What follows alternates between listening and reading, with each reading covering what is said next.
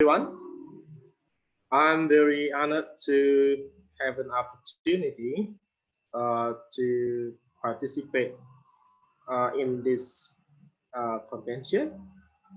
In this presentation, I would like to present a paper with the title "The Benefits and Challenges in Implementation of Geohazard Spatial Data for Disaster Risk Reduction in North Lombok Regency."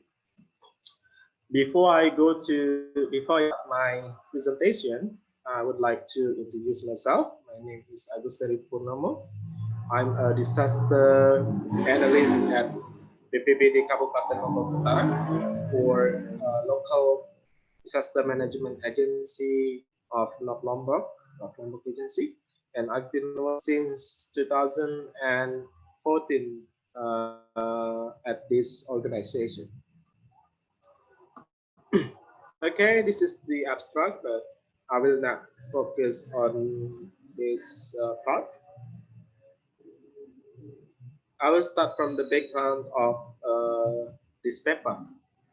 So I picked up a few points regarding the background of this paper. First is because of the complexity of disaster in North Lombok. We will discuss it further. What kinds of natural hazards that may occur in this region in the next parts of this presentation. The second point is because of the importance of spatial data in disaster management in all cases, either in mitigation, preparedness, recovery, or even in emergency response. The next background is because of particular notes in the implementation of spatial data in North Lombok itself. Even though it already implement the significance of this strategy, but as I said, it still remains particular notes regarding to this issue. Objectives. Aim of this research is to present the essential lessons learned regarding the disaster experience and strategies applied by the North Lombok Regency, while the proposals are elaborating on the general overview of geological hazards in North Lombok. In this region, we have earthquakes, tsunami, volcano eruption, landslide, and flash flood hazard regarding the geological hazards that can happen within the region. It also explains the disaster risk reduction strategies implemented by implemented in North Lombok Regency related to spatial data use. The next proposes the next propose is to find out the impacts and elaborate on the challenges faced in making the spatial data as an essential decision-making tool in disaster management. Right? Regarding the, I can say that it mainly uses secondary data that was got from the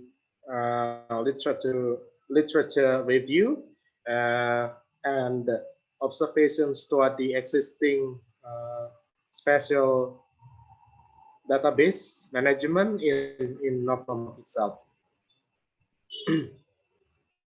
It also regarding the evaluation and evaluating and examining the benefits and challenges of existing strategies.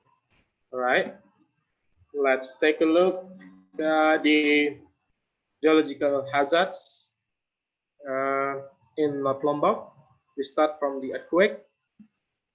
As we can see here, there are two images on the left side. They illustrate the position of North Lombok, which is located on the volcanic arc.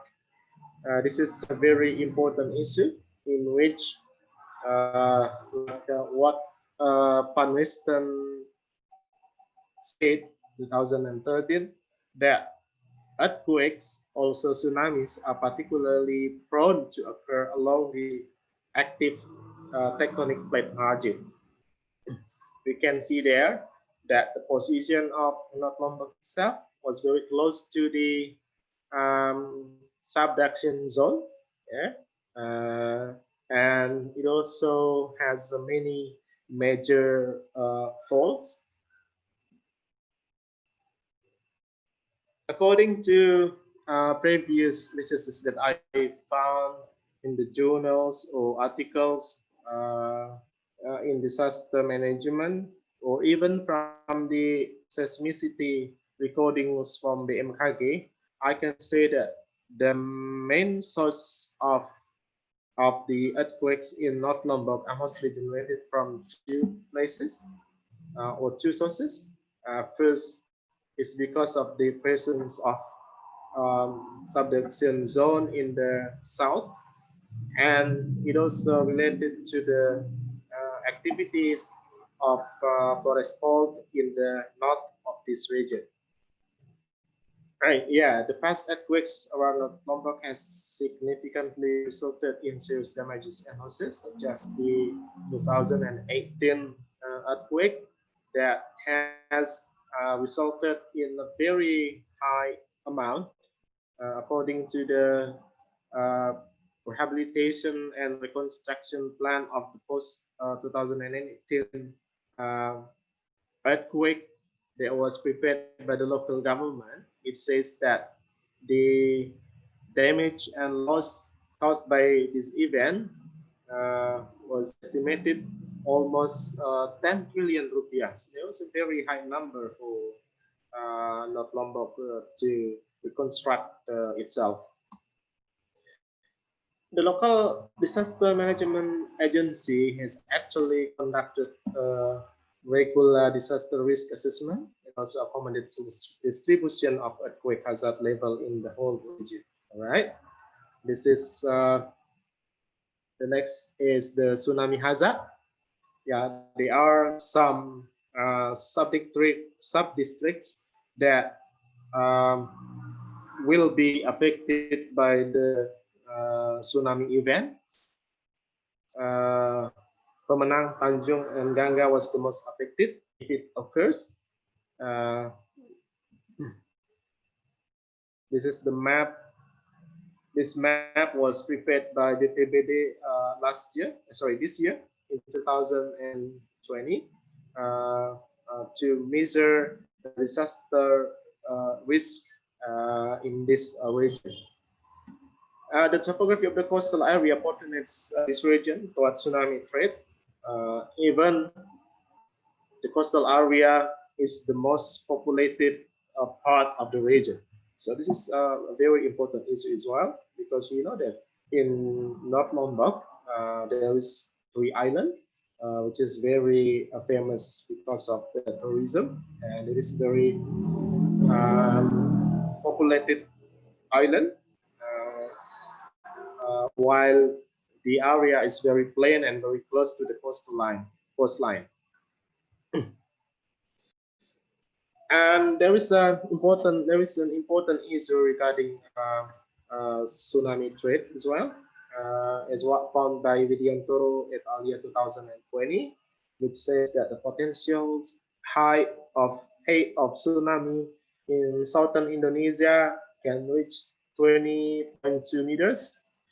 Even though the location of the potential megathrust located on the south of Indonesia, southern Indonesia, but this is a very important issue to be anticipated by the regions which are located on the south area. The next hazard is volcano eruption. This is the modeling that was prepared by BPBD to illustrate the morphology of Mount Rinjani. Mount Rinjani is very phenomenal. It also related to the big eruption in 13th century. Even though there is a debatable issue regarding to this, as what found by Lafin et al. 2013, which says that the big eruption of Old Rinjani or Samaras in 12 and 57 could connect to the climate disruptions in Europe. But it's still a big mystery there. Must be found by many other researchers in the future. Yes, to give I mean, like stronger evidence regarding to this. There are many eruptions as well in modern era. More than 10.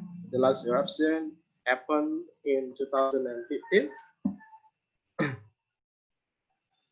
Okay.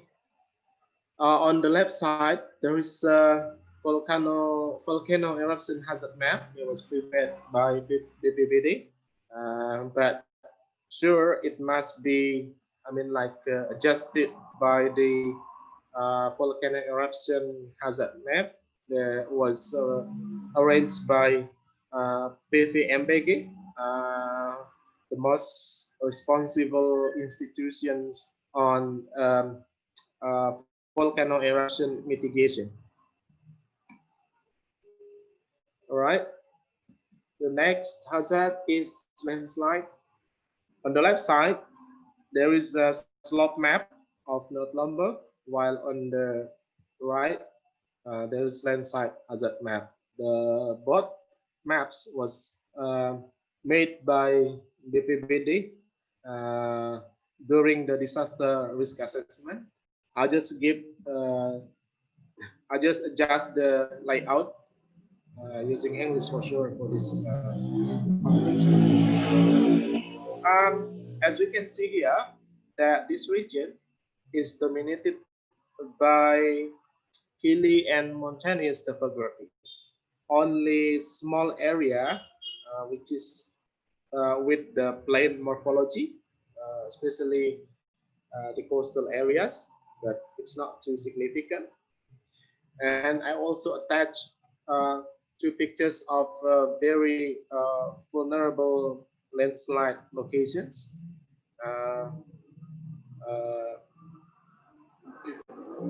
The first one is located in Manggala, in Pemenang sub-district. And the second one is located in Sidutan, which is the border of Gangga and Kayangan sub-district.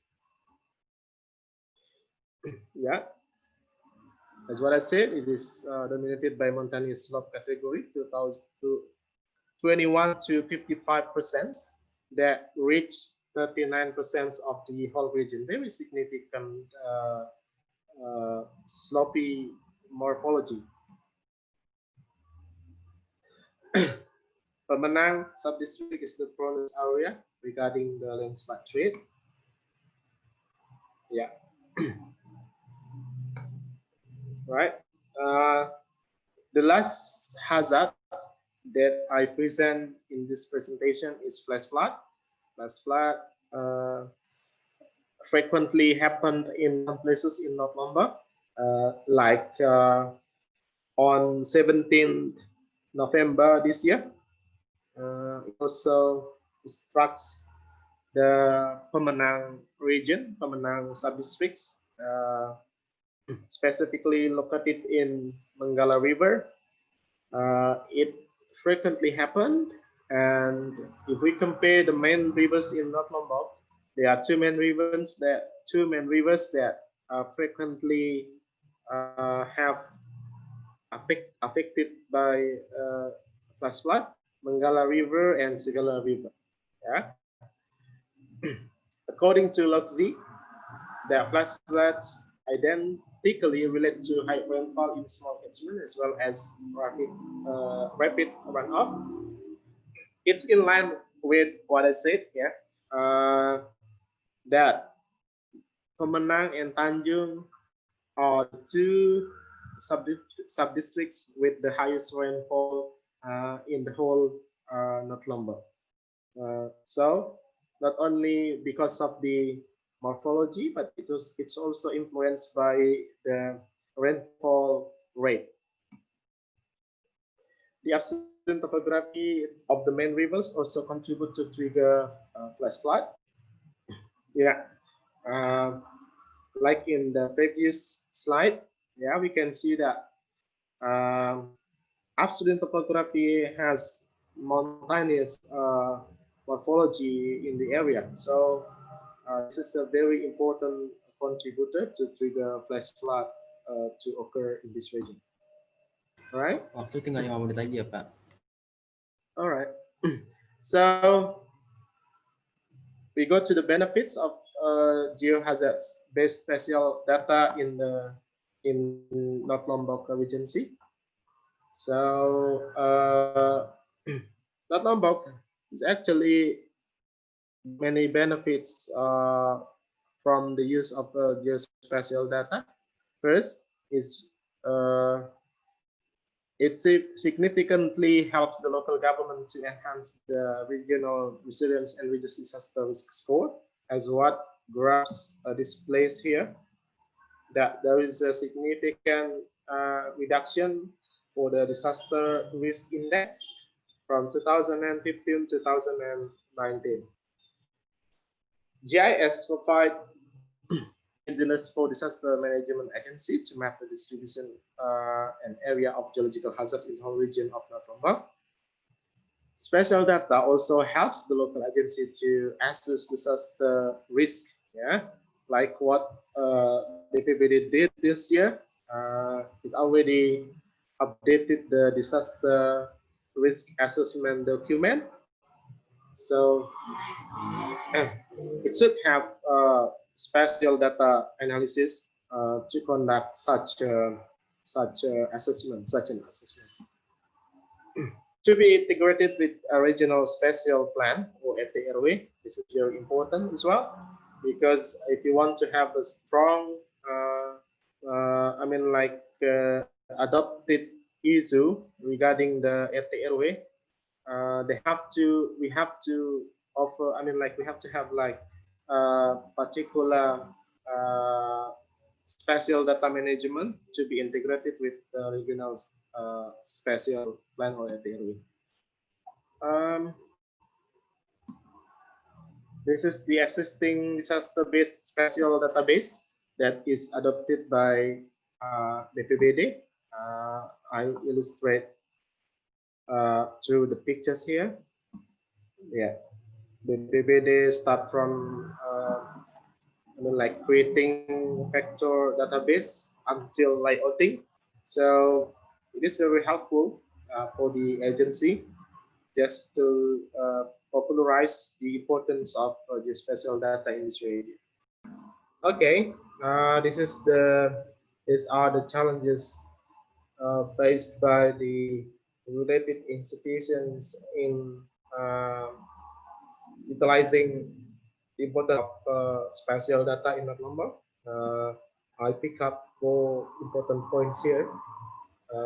First, there's no web GIS or any other online platforms to integrate the spatial data outputs from all departments or institutions in North Lombok itself. It's very hard for the government to integrate their own data to conduct a special particular analysis. It also regarding the limited human resources. There is no, skilled persons in each institution to operate the GIS. So it is very hard for the government to integrate the spatial data as well.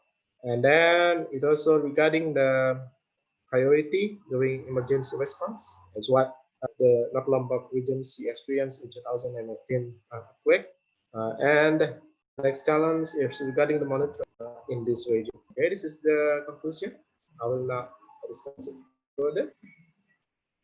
Recommendation. I give some recommendations here just to help local government to have a strong.